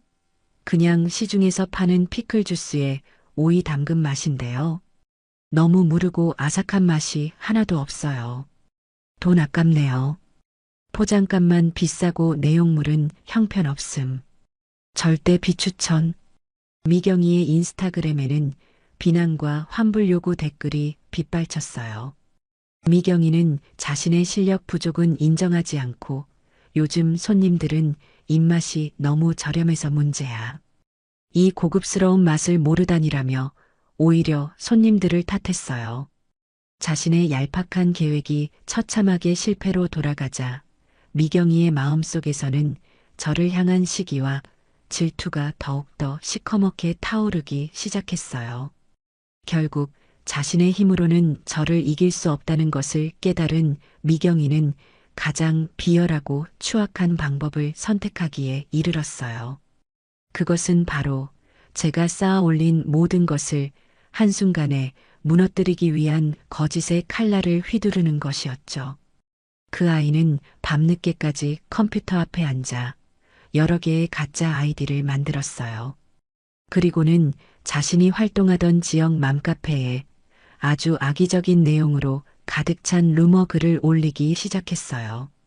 제목 경자 할머니네 장아찌, 위생 상태 정말 충격적이네요. 안녕하세요. 저는 얼마 전까지 경자 할머니네 작업장에서 일했던 사람입니다. 방송에서는 좋은 모습만 보여주지만 실상은 정말 엉망이라서 양심의 가책을 느껴 이렇게 글을 씁니다. 먼저 작업장 위생이 정말 최악입니다. 할머니는 손도 잘 씻지 않으시고 땅에 떨어진 재료도 그냥 주워서 사용하라고 하세요. 그리고 국산 재료만 쓴다고 광고하지만 그것도 다 새빨간 거짓말입니다. 밤에 몰래 값싼 중국산 재료를 들여와서 섞어 쓰고 있어요. 심지어 손님들이 반품한 장아찌를 다시 새 병에 담아 파는 것도 제 눈으로 똑똑히 봤어요. 곧 홈쇼핑 방송도 한다던데 더 이상 저 같은 피해자가 나오지 않기를 바라는 마음에 용기를 내어 폭로합니다. 그 글은 마치 사실인 것처럼 아주 구체적이고 교묘하게 작성되어 있었어요. 미경이는 그 글을 올리고 나서 자신이 만들어둔 다른 가짜 아이디로 접속해 어머, 정말이에요? 충격이네요. 어쩐지 맛이 예전 같지 않더라니. 홈쇼핑 당장 취소시켜야 하는 거 아니에요? 그 같은 댓글들을 연달아 달며 여론을 조작하기 시작했어요. 그리고는 컴퓨터를 끈 채 만족스러운 미소를 지으며 침대에 누웠어요. 그 아이는 자신의 거짓말이 곧 저의 모든 것을 앗아갈 것이라고 굳게 믿고 있었을 겁니다. 며느리가 퍼뜨린 악성 루머는 검은 연기처럼 아주 빠른 속도로 인터넷 세상을 뒤덮었어요. 특히 홈쇼핑 방송을 코앞에 둔 시점이라 파급력은 어마어마했죠. 아침에 작업장으로 출근한 서준 총각의 얼굴이 하얗게 질려 있었어요. 할머니, 큰일 났어요. 이것 좀 보세요. 그가 내민 손전화 화면에는 맘카페에 올라온 그 거짓투성이의 글과 수백 개가 넘는 비난의 댓글들이 가득했어요. 글을 읽어 내려가는 제 손이 부들부들 떨렸어요. 하늘이 무너지는 것 같았죠. 평생을 정직하게 살아온 제 삶이 단 하나의 거짓글 때문에 송두리째 부정당하는 기분이었어요. 이건 사실이 아니야. 내가 어떻게 키운 내 자식들인데, 내가 어떻게 장사를 해왔는데, 제 중얼거림에 함께 글을 읽던 동네 이웃들도 분통을 터뜨렸어요. 아니, 어떤 천하에 몹쓸 인간이 이런 말도 안 되는 거짓말을 지어내? 우리가 여기서 매일같이 일하는데 우리가 산증인이야. 맞아. 우리 할머니가 얼마나 깔끔한 분인데 자기 몸보다 재료를 더 귀하게 여기시는 분한테 어떻게 이런 누명을 씌워. 다들 제 일처럼 억울해하며 눈시울을 붉혔어요. 하지만 대중들은 냉정했어요. 저희 온라인 스토어 게시판에는 주문을 취소하겠다는 글과 해명을 요구하는 글들이 빗발치기 시작했고 홈쇼핑 회사에서도 사실 확인을 요청하는 전화가 빗발쳤어요. 어르신, 이게 어떻게 된 일입니까? 만약 사실이라면 이번 방송은 진행하기 어렵죠. 저희 회사 이미지에도 큰 타격이에요. 최악의 위기였어요. 이대로라면 홈쇼핑 방송은커녕 제가 애지중지 키워온 경자 할머니의 텃밭이라는 이름 자체가 오명 속에 사라질 판이었죠. 서준 총각은 당장이라도 반박글을 올려야 한다며 발을 동동 굴렀지만 저는 그를 말렸어요. 서준 총각, 잠깐만 진정해봐. 지금 우리가 흥분해서 100마디 말을 하는 것보다 더 확실한 걸 보여줘야 해.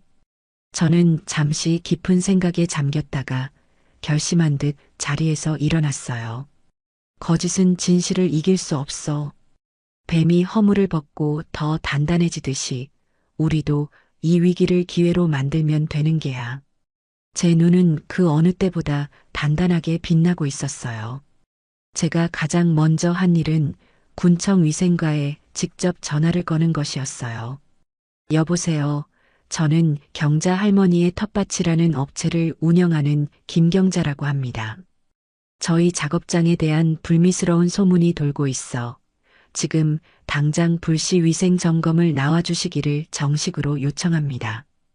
제 말에 수화기 너머의 직원은 무척이나 당황한 눈치였죠. 보통은 점검을 피하려고 하지 먼저 요청하는 경우는 없었으니까요.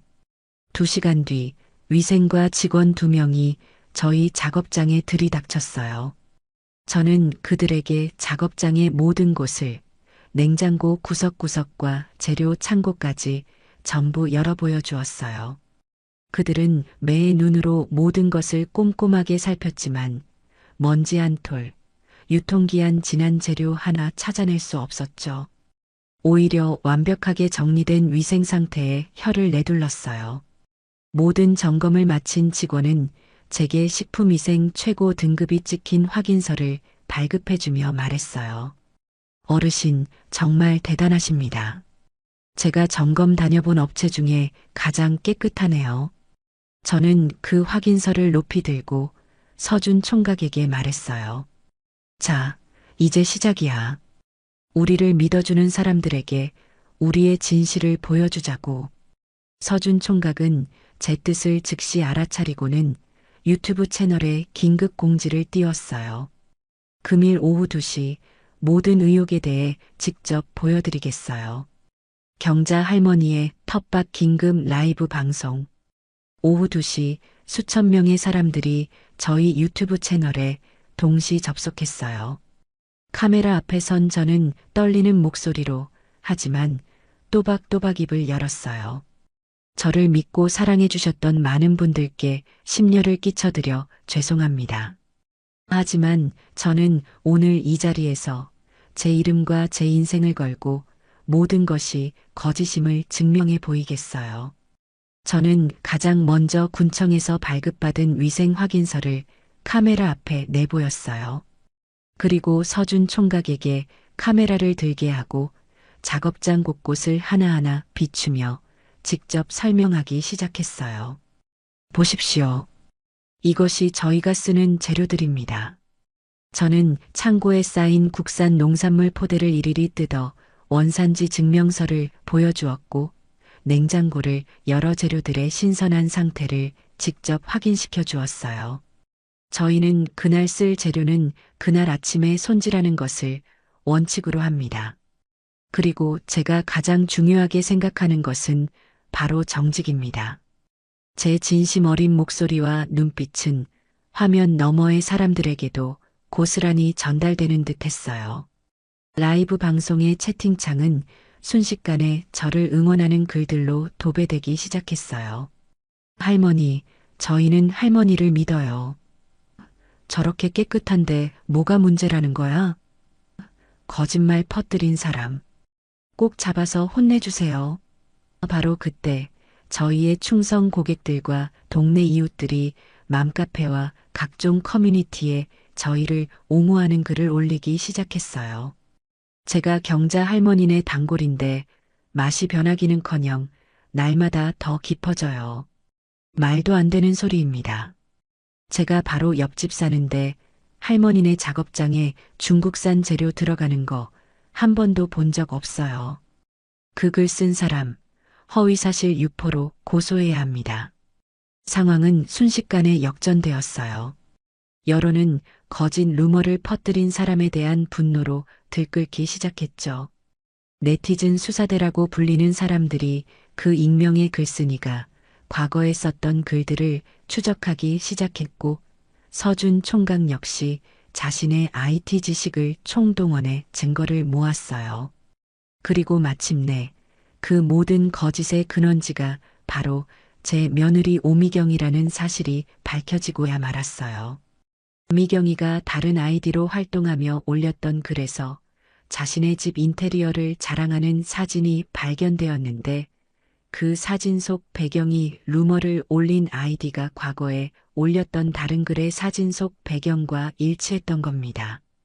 모든 증거가 드러나자 맘카페 운영자는 즉시 오미경을 강제 탈퇴시키고 카페 전체에 공식 사과문을 게시했어요.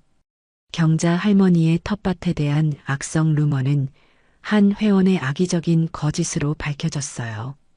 경자 할머니와 업체에 깊은 사죄의 말씀을 드리며 해당 회원은 법적 조치를 받을 수 있음을 알려드립니다. 미경이는 자신이 판 함정에 스스로 빠진 꼴이 되었어요. 한순간에 전 국민적인 진상 며느리로 낙인 찍히며 자신이 그토록 중요하게 생각했던 온라인 세상에서 완벽하게 매장당하고 만 것이었죠. 서준 총각이 제게 그 소식을 전해주었을 때 제 마음속에는 통쾌함보다는 깊은 허탈함과 씁쓸함이 밀려왔어요.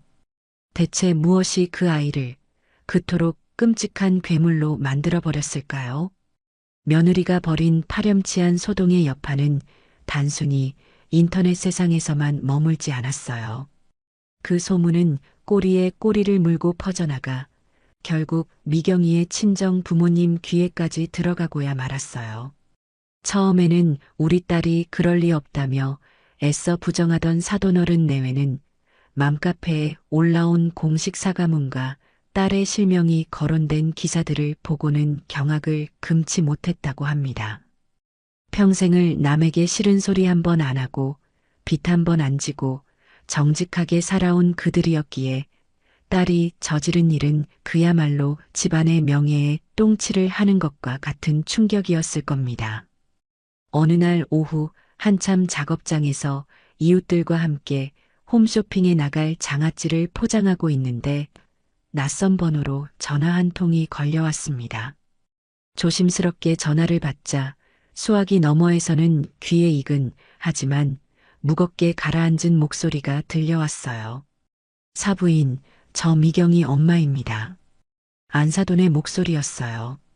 그 목소리는 심하게 떨리고 있었고 말끝에는 울음기가 섞여 있었죠. 제가 사부인께 정말 드릴 말씀이 없어요. 한 번만 뵙고 용서를 빌게 해주십시오. 저는 차마 그 간절한 부탁을 거절할 수가 없었어요. 내일 오후에 저희 집으로 오시지요. 다음 날 약속한 시간에 맞춰 사돈 부부가 저희 집을 찾아왔어요. 몇 달 만에 마주한 그들의 얼굴은 수심으로 가득했고 그 사이 10년은 더 늙어버린 듯 초췌해 보였어요. 안사돈은 제 얼굴을 보자마자 사부인 하고 외치며 그 자리에 무릎을 꿇으려고 했어요. 저는 깜짝 놀라 그들을 부축해 일으켜 세웠어요. 사돈, 이러지 마십시오. 들어오셔서 말씀 나누시지요. 거실에 마주 앉았지만 한동안 무거운 침묵만이 흘렀어요. 먼저 침묵을 깬 것은 사돈 양반이었어요. 면목이 없어요, 사부인. 저희가 자식 교육을 잘못 시켰어요. 금이야 오기야 키운다고 키웠는데 어디서부터 잘못된 것인지 저렇게 못되고 악한 아이로 자란 줄은 꿈에도 몰랐어요. 그의 목소리에는 깊은 자책과 부끄러움이 배어 있었어요. 안사돈은 옆에서 손수건으로 연신 눈물을 훔치며 말을 이었어요. 인터넷에 올라온 글들을 보고 저희는 정말 하늘이 무너지는 것 같았어요. 어떻게 시어른께 그런 끔찍한 짓을 할 수가 있단 말입니까? 사부인께서 평생을 얼마나 정성으로 자식을 키우고 또 저희 딸아이를 위해 애써주셨는데 그 은혜를 이런 식으로 갚다니요. 저희가 대신 100번 1000번이라도 사죄하겠어요. 부디 저희를 봐서라도 미경이 그 못난 것을 용서해 주시면 안 되겠습니까? 사돈 부부는 제 앞에서 고개를 들지 못했어요. 저는 그들의 손을 조용히 잡아주었어요. 그리고 담담하게 입을 열었죠. 사돈, 일어나십시오. 두 분께서 제게 사죄하실 일이 아닙니다. 자식이 부모 마음대로 되는 것이 아니라는 것, 저 역시 아들 하나 키우면서 뼈저리게 느끼지 않았습니까? 그러니 너무 자책하지 마십시오. 제 말에 안사돈은 더욱더 서럽게 눈물을 흘렸어요. 저는 부엌으로 가 따뜻한 대추차 2잔을 내어왔어요. 하지만 사돈, 용서라는 것은 제가 할 수 있는 일이 아닌 것 같아요. 미경이 스스로가 무엇을 잘못했는지 진심으로 깨닫고 제 아들 재우에게 먼저 용서를 구해야 할 일입니다. 그리고 엎질러진 물은 다시 주워 담을 수 없는 법이지요. 저와 그 아이의 인연은 이미 끝이 났어요. 그 아이가 제 상추를 음식물 처리기에 갈아버렸을 때, 그때 이미 모든 것이 끝난 겁니다. 제 목소리는 조용했지만 그 안에는 단호한 결심이 담겨 있었어요. 더 이상 그 어떤 동정이나 미련으로 과거에 얽매이지 않겠다는 저 자신과의 약속이었죠. 사돈 부부는 제 뜻을 알아차리고는 더 이상 용서를 구하지 않았어요. 그들은 그저 고개를 떨군 채 제가 내어준 차를 소리 없이 마실 뿐이었어요. 그날 집으로 돌아간 사돈 부부는 딸 미경이와 크게 다투었다고 합니다. 너는 당장 사부인께 찾아가서 무릎 꿇고 빌어도 시원찮을 판에 아직도 네가 뭘 잘못했는지 모르겠느냐. 고 호통치는 아버지에게 미경이는 끝까지 내가 뭘 잘못했는데 그 늙은이가 먼저 우리를 무시했잖아. 라며 악을 썼다고 해요. 그 모습에 완전히 실망한 사돈 양반은 네가 진심으로 잘못을 뉘우치기 전까지 다시는 우리를 부모라고 부를 생각도 마라. 는 말을 남기고는 딸과의 연을 끊다시피 했다고 합니다. 그 이야기는 나중에 제 아들 재호를 통해 듣게 되었어요. 그렇게 자신이 세상의 중심인 줄 알았던 며느리 오미경은 시댁뿐만 아니라 마지막 버팀목이었던 친정에서마저 완벽하게 고립되고 말았어요. 제가 사돈 부부를 만나고 있던 그 시각, 아들 재호는 지옥 같은 시간을 보내고 있었어요. 아내가 저지른 일이 온 세상에 알려지면서 재호는 회사에서도 고개를 들고 다닐 수가 없게 되었죠. 동료들은 뒤에서 수군거렸고 몇몇은 대놓고 비아냥거리기도 했어요. 김대리, 장모님이 그렇게 유명한 분이셨어? 와이프가 아주 효녀네, 효녀야. 그런 조롱을 들을 때마다 재우는 얼굴이 화끈거려 죽고 싶은 심정이었다고 합니다. 그날 퇴근하고 집에 돌아온 재우는 엉망이 된 거실을 보고 할 말을 잃었어요. 아내 미경이가 자신의 분을 이기지 못해 쿠션을 집어 던지고 잡지를 갈기갈기 찢어놓은 것이었죠. 미경이는 남편을 보자마자 기다렸다는 듯이 원망을 퍼부었어요. 당신은 대체 뭐하는 인간이야? 당신 아내가 이렇게 온 세상 사람들한테 마녀사냥을 당하고 있는데 남편이라는 작자가 돼서 어떻게 가만히 있을 수가 있어? 당신 엄마한테 가서 당장 고소 취하하라고 말했어야지. 재우는 그 순간 아내에 대한 마지막 남은 정마저 떨어져 나가는 것을 느꼈어요. 그는 지치고 허탈한 목소리로 말했죠. 고소? 엄마는 당신 고소하지도 않았어. 당신을 이렇게 만든 건 엄마가 아니라 바로 당신 자신이야. 당신의 그 끝없는 질투와 이기심이 당신을 괴물로 만든 거라고. 재우의 차가운 말에 미경이는 잠시 할 말을 잃는 듯 했지만 이내 다시 악을 쓰기 시작했어요. 뭐, 괴물? 당신 지금 나보고 괴물이라고 했어? 당신 엄마. 그 늙은이가 먼저 시작했잖아. 우리를 무시하고 우리 돈으로 자기만 잘 먹고 잘 살려고 했잖아. 만약에 그때 순순히 집 담보만 해줬어도 이런 일은 없었을 거라고. 그 순간 재우는 모든 것을 깨달았어요. 이 여자는 절대 변하지 않을 사람이구나. 자신의 잘못을 인정하기는커녕 모든 책임을 남에게 돌리는 구제불능의 인간이구나. 지난 몇 년간 아내의 등살에 못 이겨 자신의 어머니에게 얼마나 큰 상처를 주었는지, 자신이 얼마나 어리석고 나약한 아들이었는지 비로소 깨닫게 된 것이죠. 재우는 더 이상 아무 말도 하지 않았어요. 그는 조용히 안방으로 들어가 자신의 옷가지를 가방에 챙겨 넣기 시작했어요. 당신 지금 뭐 하는 거야? 재우의 행동에 당황한 미경이가 물었어요. 가방을 다 챙긴 재우는 아내를 싸늘하게 돌아보며 말했어요. 우리 여기까지 하자. 나는 더 이상 당신 같은 여자랑 단 하루도 같이 살 자신이 없어. 당신은 당신이 저지른 죄값 평생 혼자서 치르면서 살아. 이건 내 마지막 배려야. 뭐, 이혼하자고? 당신 미쳤어? 내가 누구 때문에 이렇게 됐는데. 야, 김재우. 너 거기 안 서. 등 뒤에서 들려오는 아내의 비명을 뒤로 한 채 재우는 그 지옥 같던 집을 빠져나왔어요. 갈 곳이 없었던 재우는 차를 몰아 하염없이 밤거리를 헤맸다고 합니다. 그러다 문득 잊고 있던 어머니의 온기가 그리워졌어요. 구수하고 따뜻했던 어머니의 된장찌개, 아삭하고 시원했던 어머니의 김치가 사무치게 먹고 싶어졌죠. 재우는 차 안에서 손전화를 꺼내 경자 할머니의 텃밭 유튜브 채널에 들어갔어요. 화면 속에서 어머니는 환하게 웃고 있었어요.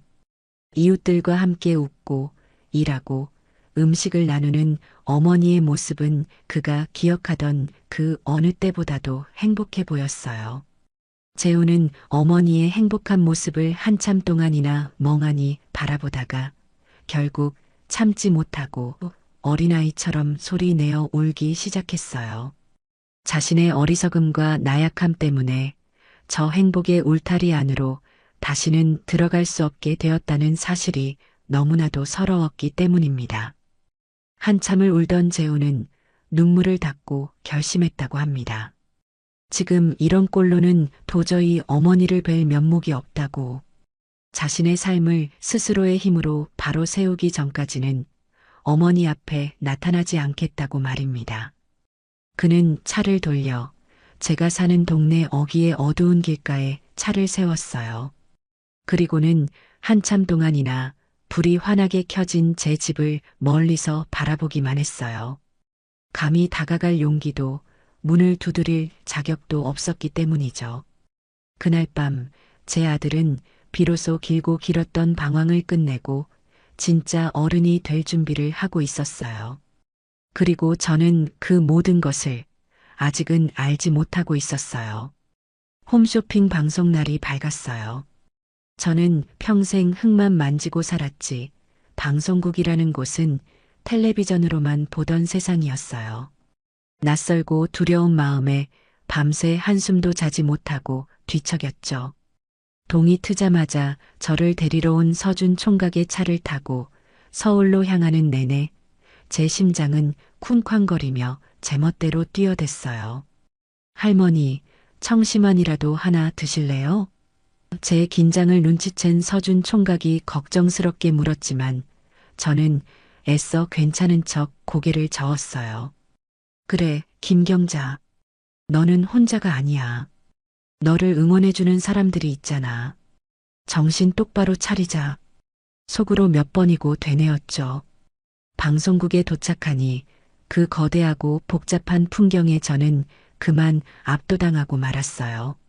수많은 사람들이 바쁘게 오가고 천장에는 수십 개의 조명이 대낮처럼 환하게 빛나고 있었죠. 대기실로 안내받자 그곳에는 저를 응원하기 위해 먼 길을 함께 와준 동네 이웃들과 서준 총각이 저를 기다리고 있었어요. 경자씨 힘내. 우리가 보고 있을게. 할머니 그냥 평소 하시던 대로만 하시면 돼요. 할머니는 최고니까요. 그들의 따뜻한 격려에 바짝 얼어붙었던 제 마음이 조금씩 녹아내리는 것 같았어요. 잠시 후 방송 작가라는 젊은 여자가 들어와 제게 대본이라며 종이 몇 장을 내밀었어요. 거기에는 제가 해야 할 말들이 빼곡하게 적혀 있었지만 저는 도저히 그 글자들이 눈에 들어오지 않았어요. 나는 글을 잘 몰라요. 그리고 이런 거 외워서 하는 건 더 못해요. 그냥 내 식대로 내 마음이 시키는 대로 이야기하면 안 될까요? 제 말에 작가는 잠시 난감한 표정을 짓더니 옆에 있던 PD와 무언가 상의를 하고는 이내 고개를 끄덕였어요. 알겠어요, 어르신. 편하게 하세요. 저희가 잘 맞춰보겠어요. 드디어 방송 시작 10분 전, 저는 곱게 한복을 차려입고 스튜디오로 들어섰어요. 세트장은 마치 저희 집 부엌을 그대로 옮겨놓은 것처럼 아늑하고 정겹게 꾸며져 있었어요. 제 앞에는 오늘 방송을 함께 진행할 아주 인상이 좋은 젊은 쇼호스트가 환한 미소로 저를 맞아주었어요. 어르신, 너무 고우십니다. 긴장하지 마시고 그냥 저랑 수다 떤다고 생각하세요. 그의 말에 저는 작은 용기를 얻을 수 있었죠. 스튜디오의 모든 조명이 저를 향해 켜지고 감독의 카운트다운 소리와 함께 드디어 생방송이 시작되었어요. 네, 시청자 여러분. 오늘 드디어 그분을 모셨어요. 온라인을 뜨겁게 달군 화제의 주인공, 정성과 진심으로 역사를 만드는 분이죠. 경자 할머니 김경자 어르신을 소개합니다. 쇼호스트의 우렁찬 소개와 함께 카메라에 빨간 불이 켜졌어요. 수백만 명의 사람들이 지금 이 순간 저를 보고 있다고 생각하니 머릿속이 새하얘지고 입이 바싹바싹 마르기 시작했어요. 처음에는 쇼호스트의 질문에 네, 그렇습니다라며 단답형으로 겨우 대답할 뿐이었죠. 그런 제 모습을 보며 대기실에 서준 총각과 이웃들은 손에 땀을 쥐고 있었을 겁니다. 그런데 쇼호스트가 제 장아찌의 비법에 대해 묻는 순간 거짓말처럼 제 긴장이 풀리기 시작했어요. 할머니, 이 장아찌 맛의 비결이 대체 뭔가요? 정말 특별한데요. 그 질문에 제 머릿속에는 돌아가신 친정어머니의 얼굴과 제가 평생을 갖고 온 작은 텃밭의 풍경이 스쳐 지나갔어요. 저는 더 이상 카메라를 의식하지 않고 제 이야기를 시작했어요. 비결이랄 게 뭐 있겠습니까? 그냥 자연이 주는 대로, 세월이 가르쳐 주는 대로 담그는 것 뿐이지요. 저희 친정어머니께서는 늘 말씀하셨어요. 경자야, 음식에 거짓을 섞으면 가장 먼저 아는 것이 바로 음식을 먹는 사람의 혀가 아니라 그 음식을 만든 네 손이다. 라고요. 저는 지금도 그 말씀을 제 인생의 지침으로 삼고 살아요. 이 장아찌에 들어가는 풀 하나하나 제가 직접 뒷산에 올라가 해 뜨는 시간에만 골라서 뜯어온 것들이에요. 간장도 제가 직접 담근 조선 간장만 쓰고요. 그렇게 정성을 쏟아야 재료들이 가진 본연의 맛과 향이 살아나거든요. 이건 그냥 반찬이 아니라 제 인생이고 제 철학입니다. 저는 어느새 막힘없이 제 마음속에 있는 이야기들을 술술 풀어놓고 있었어요. 제 진심이 전해졌는지 스튜디오의 분위기는 점점 더 따뜻하게 달아올랐어요. 쇼호스트는 연신 고개를 끄덕이며 제 이야기에 귀를 기울였고 화면 한쪽에 표시되던 주문 전화 그래프는 무서운 속도로 치솟기 시작했어요. 방송이 중반을 넘어설 무렵 쇼호스트가 조심스럽게 제게 물었어요. 어르신, 사실 많은 분들이 궁금해 하십니다. 이렇게 좋은 손맛을 가지고 계셨는데 어쩌다가 이렇게 늦은 나이에 사업을 시작하게 되셨는지요? 혹시 특별한 계기라도 있으셨나요? 그 질문에 저는 잠시 숨을 골랐어요. 제 상처를, 제 아픈 과거를 굳이 온 세상에 드러내고 싶지는 않았어요. 하지만 동시에 지금의 저를 만들어준 그 사건을 외면하고 싶지도 않았어요. 저는 잠시 망설이다가 결심한 듯 담담하게 입을 열었어요. 사실 제게는 아주 아픈 기억이 하나 있어요. 저는 평생을 자식 하나만 바라보고 살았어요. 그 자식 입에 맛있는 거 하나 더 넣어주는 게 제 삶의 가장 큰 기쁨이었죠. 그러던 어느 날 제가 제 텃밭에서 가장 실하고 예쁜 상추들만 골라 정성껏 따서 아들네 집에 가져다 주었어요. 그런데 제 며느리는 그 상추에 작은 벌레가 붙어 있다는 이유로 제가 보는 앞에서 그 상추 전부를 음식물 처리기에 갈아버렸어요. 제 고백에 스튜디오 하는 순간 정적이 흘렀어요. 슈호스트의 얼굴에도 놀라움과 안타까움이 스쳐 지나갔죠. 저는 애써 눈물을 참으며 말을 이었어요. 저는 그 순간 깨달았어요. 제가 평생을 바쳐 쏟아온 내리사랑이 때로는 누군가에게 당연한 것이 되고 심지어는 하찮게 여겨질 수도 있다는 것을요. 제 정성과 마음이 그 기계 속에서 상추와 함께 갈기갈기 찢겨나가는 것 같았어요. 하지만 저는 좌절하지 않았어요. 오히려 그 사건이 제게 새로운 삶을 살게 해준 계기가 되었어요. 사람은 때로 모든 것이 무너져 내려야만 비로소 자기 자신을 일으켜 세울 힘을 얻게 되는 것 같아요. 저에게는 그 한 소쿠리의 상추가 바로 그런 존재였어요. 저는 더 이상 누구의 엄마, 누구의 시어머니로 사는 것을 그만두고 오롯이 김경자라는 제 이름으로 한번 살아보자고 결심했어요. 그리고 그 결심이 지금의 저를 이 자리에 있게 만들어 주었어요. 제 이야기가 끝나자 스튜디오에서는 약속이나 한 듯 뜨거운 박수가 터져 나왔어요. 슈호스트는 눈시울이 붉어진 채 제 손을 꼭 잡아주었고 방송 화면 아래로는 저를 응원하는 시청자들의 실시간 문자가 쉴 새 없이 올라오고 있었어요. 그날 저희가 준비했던 장아찌 5천 세트는 방송이 끝나기도 전에 전량 매진되는 신기록을 세웠어요. 방송이 끝나고 대기실로 돌아오자 서준 총각과 이웃들은 저를 부둥켜 안고 함께 눈물을 흘렸어요. 저는 더 이상 혼자가 아니었어요. 제 아픔에 공감하고 제 새로운 시작을 진심으로 응원해주는 수많은 사람들이 제 곁에 있었어요. 그날 밤 저는 제 인생에서 가장 달고 깊은 잠을 잘 수 있었어요. 제 홈쇼핑 방송은 그야말로 대성공이었어요. 그날 이후 저는 길을 걸어가면 사람들이 먼저 알아보고 인사를 건네는 유명 인사가 되었죠. 하지만 그 빛이 밝을수록 그림자는 더욱더 짙어지는 법이었어요. 제 성공 소식을 텔레비전으로 지켜본 며느리 미경이는 그야말로 이성을 잃고 말았다고 합니다.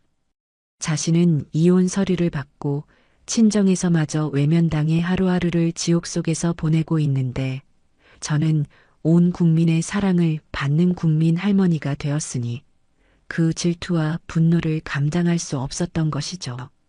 저 자리가 원래 내 자리였어야 해. 저 늙은이가 내 모든 것을 뺏어갔어. 완전히 코너에 몰린 미경이는 해서는 안 될 마지막 선택을 하고야 맙니다. 며칠 뒤 제가 한 방송사와 후속 인터뷰가 예정되어 있던 날이었어요. 방송국 로비는 저를 보기 위해 찾아온 팬들과 기자들로 북적이고 있었죠. 제가 서준 총각의 부축을 받으며 차에서 내리는 순간 어디선가 익숙하지만 날카로운 목소리가 군중을 뚫고 들려왔어요. 다 비켜요. 다들 속고 있는 거예요. 목소리가 들려온 곳을 쳐다본 저는 제 눈을 의심했어요. 그곳에는 며칠 밤낮을 굶은 사람처럼 헬쑥하고 머리는 산발을 한 채 눈에는 광기마저 서려 있는 미경이가 서 있었어요. 그 아이의 손에는 국민 할머니의 두 얼굴, 돈 때문에 아들과 며느리를 내쫓은 악독한 시어머니라고 적힌 엉성한 피켓이 들려 있었죠. 미경이는 저를 향해 손가락질하며 울부짖기 시작했어요. 어머니, 어떻게 저희한테 이러실 수가 있으세요? 저희가 뭘 그렇게 잘못했다고 저희를 길바닥에 나앉게 만드세요. 제가 다 잘못했어요. 잘못했으니까 제발 우리 재호 씨 인생만은 망치지 말아주세요. 저 돈 때문에 아들 인생을 망치는 악독한 분이시라고요. 그 아이는 마치 제가 비련의 여주인공이라도 된 것처럼 바닥에 주저앉아 통곡하며 연기를 했어요. 하지만 그 처절한 연극에 동조해주는 사람은 아무도 없었어요. 이미 제 홈쇼핑 방송을 통해 모든 진실을 알게 된 대중들의 시선은 얼음장처럼 차가웠어요.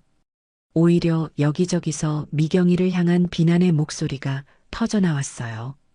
저 여자, 그때 그 며느리 아니야? 진짜 뻔뻔하다. 누가 누굴 망쳐? 자기 잘못은 하나도 생각 안 하고 아직도 저러고 있네. 상추 갈아버릴 땐 언제고 이제 와서 불쌍한 척이야?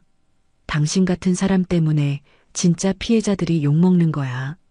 경찰 불러요. 영업방해죄로 신고해야지. 자신을 향해 쏟아지는 싸늘한 반응에 미경이는 당황한 기색이 역력했어요.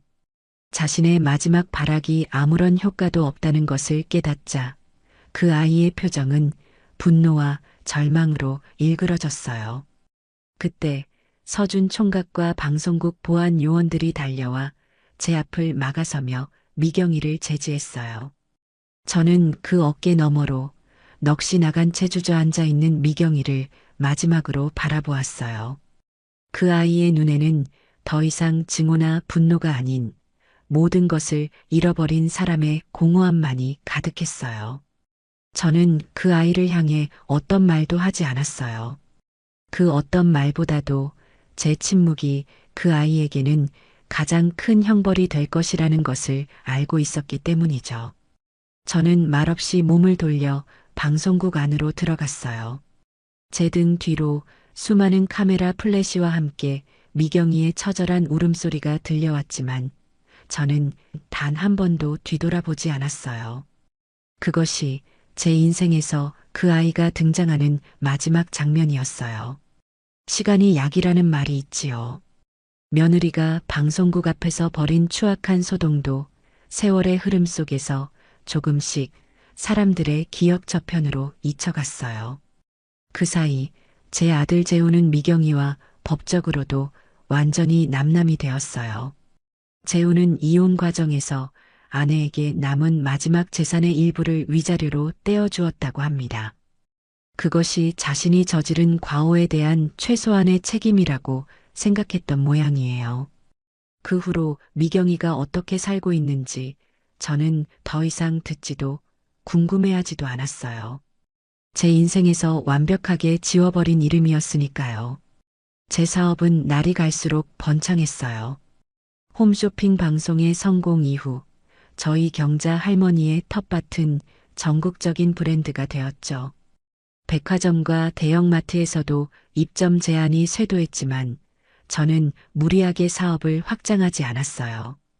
돈을 많이 버는 것보다 제 철학을 지키며 좋은 음식을 만드는 것이 더 중요하다고 생각했기 때문입니다.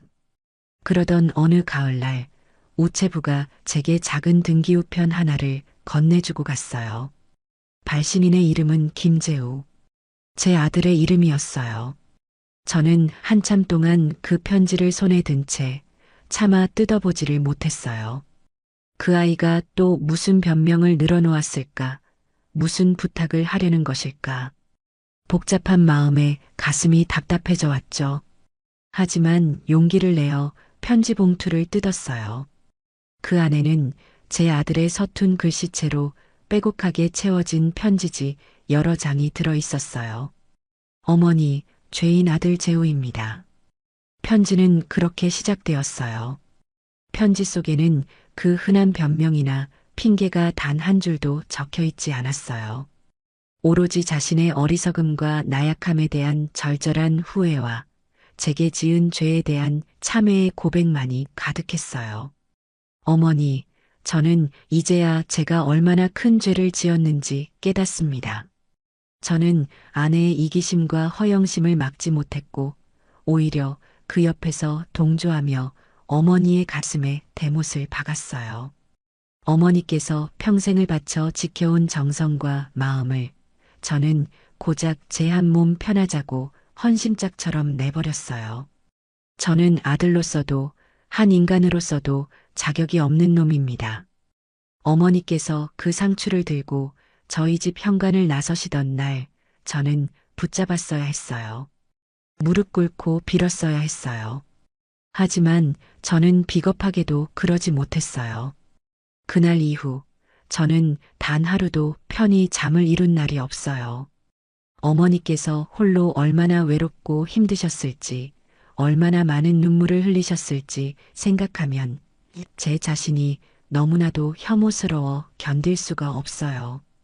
이 편지는 용서를 구하기 위해 쓰는 것이 아닙니다. 저는 어머니께 용서를 구할 자격조차 없는 놈이니까요.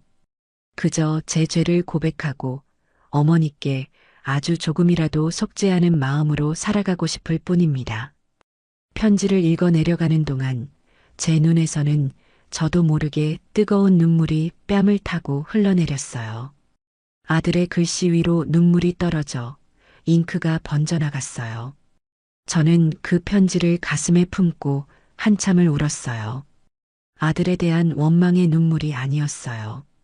이제라도 자신의 잘못을 깨닫고 진짜 어른이 되기 위해 홀로 서기를 시작한 아들이 대견하고 안쓰러워서 흐르는 눈물이었어요. 며칠 뒤 저는 답장을 썼어요. 무슨 말을 어떻게 써야 할지 몇 번이고 썼다 지우기를 반복했어요. 그리고 마침내 제 진심을 담은 짧은 편지를 완성했어요. 내 아들 재우에게 네가 보낸 편지는 잘 읽어보았다. 네 마음이 어떠할지 이 어미는 다 안다. 어미는 자식을 원망하지 않는다. 다만 네가 너 자신의 삶을 바로 세우지 못했던 것이 안타까웠을 뿐이다. 재우야, 사람은 누구나 넘어진단다. 중요한 것은 넘어진 자리에서 주저앉아 우는 것이 아니라 제 힘으로 흙을 털고 다시 일어서는 것이다. 네 편지를 읽으니 이제 너도 스스로 일어설 준비가 된 것 같아 마음이 놓인다. 엄마에게 용서를 구하기 전에 먼저 너 자신을 용서하거라. 그리고 네 인생을 네 스스로의 힘으로 단단하게 만들어 나가거라. 네 아버지가 하늘에서 보고 자랑스러워할 만한 그런 떳떳한 아들이 되었을 때, 그때는 이 어미를 찾아와 함께 따뜻한 밥 한 끼 먹자꾸나. 그때까지 몸 건강히 잘 지내거라. 저는 그 편지를 아들이 일하고 있다는 작은 물류센터 주소로 붙였어요. 그것이 어미로서 제가 아들에게 해줄 수 있는 최선의 용서이자 가장 큰 응원이었어요. 그렇게 또 한 해가 훌쩍 지나갔어요.